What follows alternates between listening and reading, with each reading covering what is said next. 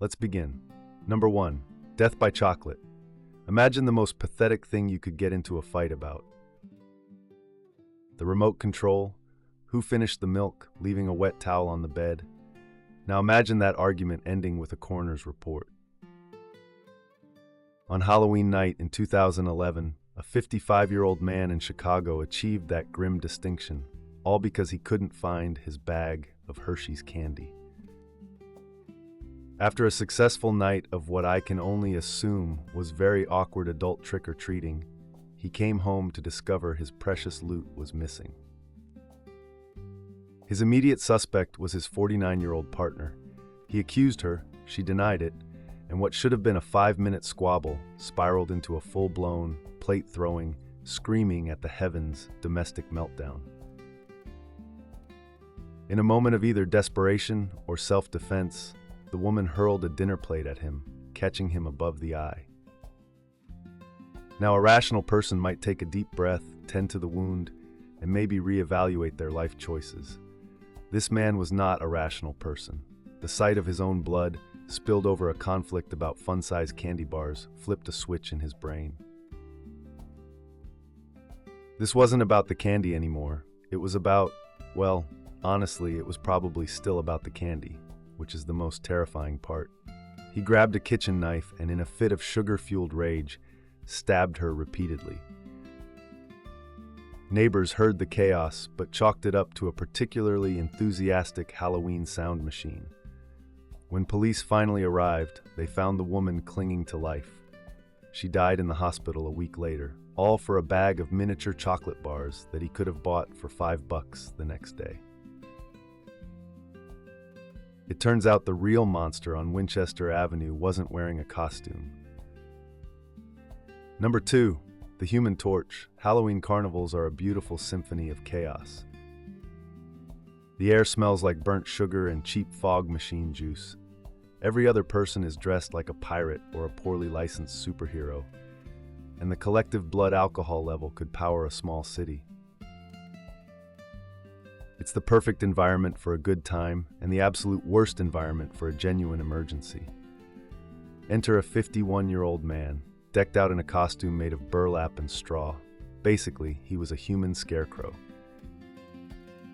He was dancing, enjoying the music, and living his best life until he decided he needed a smoke break.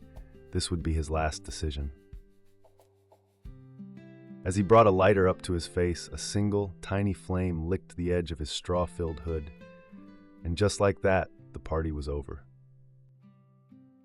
The costume, being the world's most perfect kindling, went up in a flash. Here's where it gets truly grim. The crowd didn't panic. They cheered. They thought it was a stunt, the ultimate performance piece, a 5-star review for commitment to the bit. They watched as the man, now completely engulfed in a pillar of fire, staggered and flailed. His costume melted into his skin, the straw and burlap fusing to his body.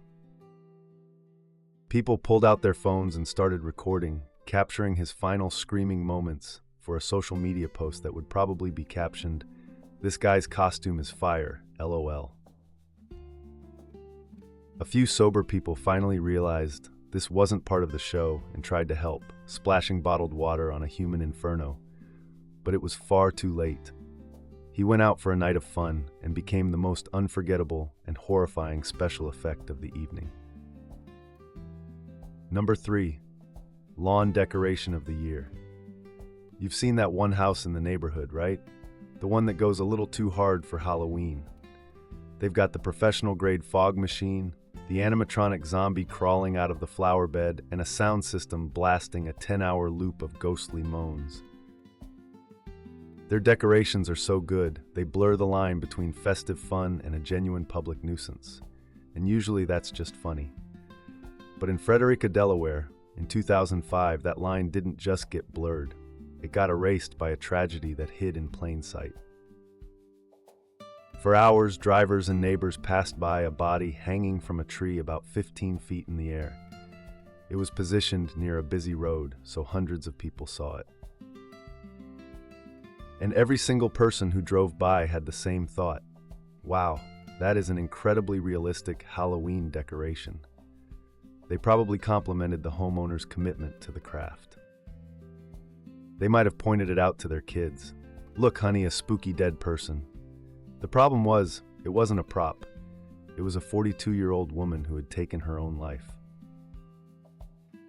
For the better part of a day, her body was mistaken for a holiday display. It wasn't until the sun had set and people got a closer look that someone finally called the police, probably feeling like a total idiot while doing so. Your brain is a funny thing. It sees what it expects to see. And on Halloween, your brain expects to see gruesome, elaborate fakes, not a grim, inconvenient reality. She won the unofficial award for the most realistic Halloween decoration in town, and all it cost her was everything. Number 4. The Man Who Killed Halloween. Every single one of us heard the warnings as a kid. Check your candy, your parents would say, inspecting every miniature Snickers like it was a potential pipe bomb. Don't eat anything that's unwrapped. There are sickos out there putting razors in apples.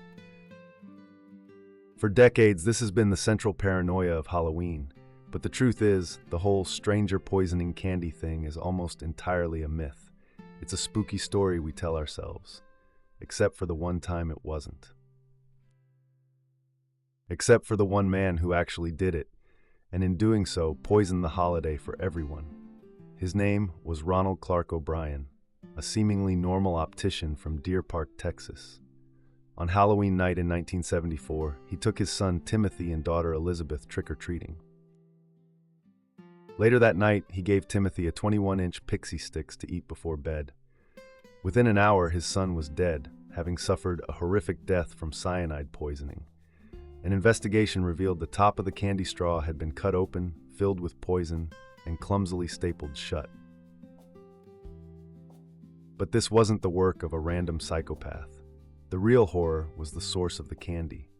O'Brien had taken out massive life insurance policies on his children. He poisoned his own son to cash in.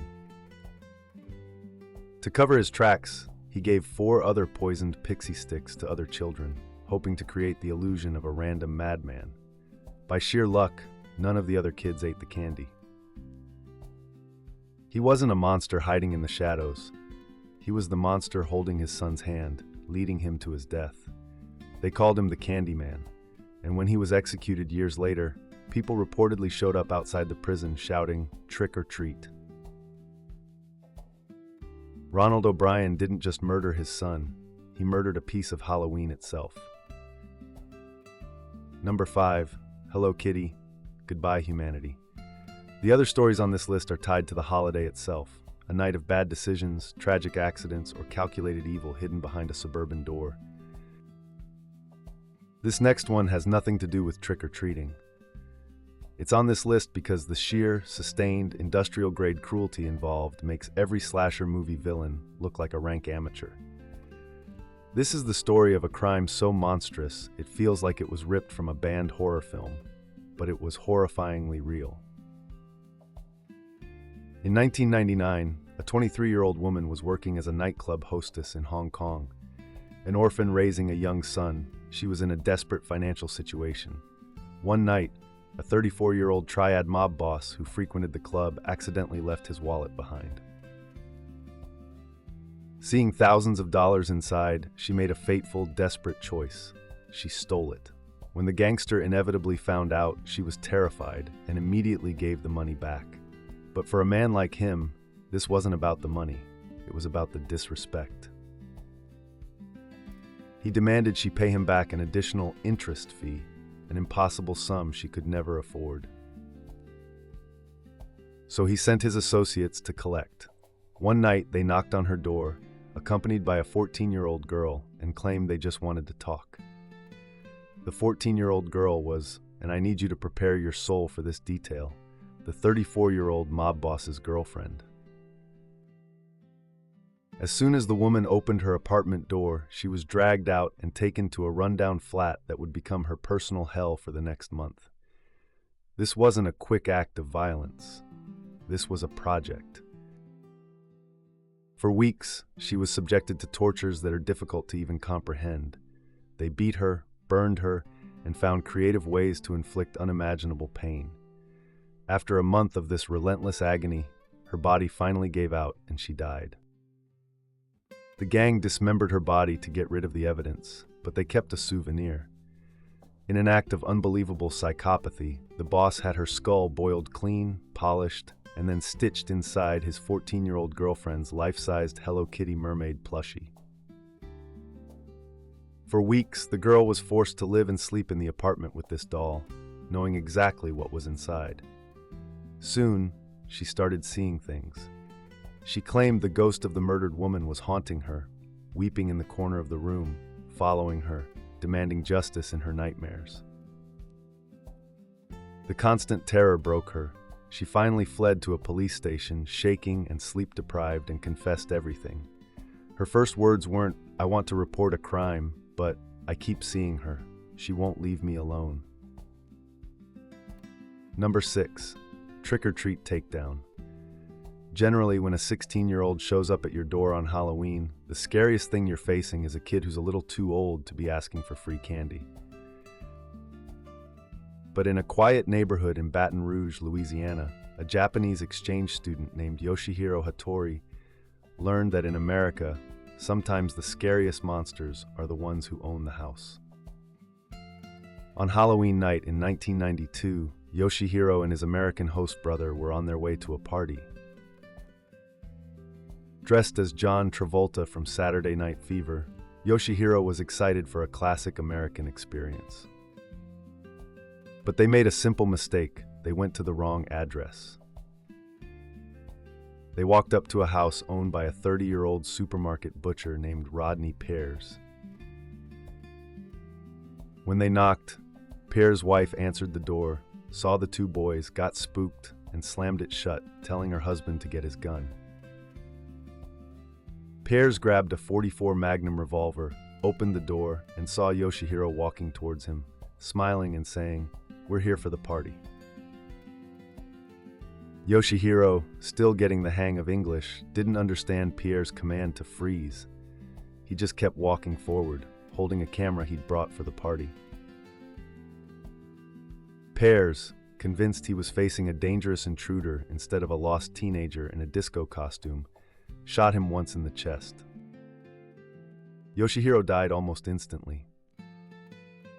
The defense at the trial was that Pears was protecting his home and family from a scary and unusual person. He was acquitted of all charges. It was a horrifying reminder that sometimes the simple act of knocking on the wrong door can be a death sentence. So yeah, maybe don't go poking around in Earth's armpits. The real monsters aren't in movies. They're in insurance scams, lighting cigarettes, and standing right on the other side of a door you shouldn't have knocked on. Subscribe for more stories that will definitely ruin your holidays.